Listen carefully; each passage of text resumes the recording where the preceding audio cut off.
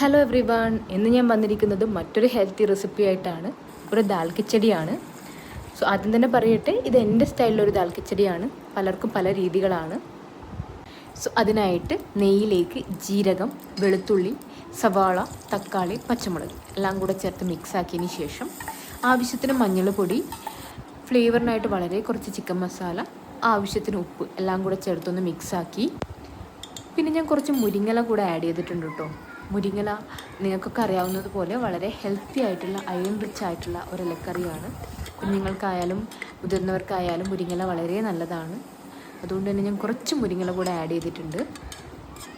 പിന്നെ ഞാൻ കഴുകി വെച്ച അരിയും പരിപ്പും കൂടെ അതിനകത്തേക്ക് ചേർത്ത് ഒന്ന് മിക്സ് ആക്കിയതിന് ശേഷം ആവശ്യത്തിന് വെള്ളം കൂടെ ചേർത്ത് അടച്ചു വെച്ചു.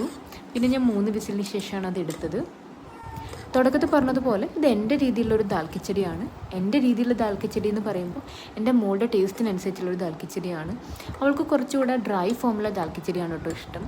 അതാണ് ഞാൻ അധികം വാട്ടറി ഫോം ആക്കാതെ ഡ്രൈ ഫോമിലാക്കി ഇതെടുത്തത്. പലർക്കും പല രീതിയിലാണ് ഇഷ്ടം. നിങ്ങൾക്ക് നിങ്ങളുടെ രീതിയിൽ നിങ്ങളുടെ ടേസ്റ്റിനനുസരിച്ച് പ്രിപ്പയർ ചെയ്യാവുന്നതാണ്. നിങ്ങൾക്ക് എൻ്റെ വീഡിയോ ഇഷ്ടമായിട്ടുണ്ടെങ്കിൽ നിങ്ങൾ എൻ്റെ വീഡിയോ ലൈക്ക് ചെയ്യണം, ഷെയർ ചെയ്യണം. അതുപോലെ എൻ്റെ ചാനൽ സബ്സ്ക്രൈബ് ചെയ്യുകയും വേണം. Thank you.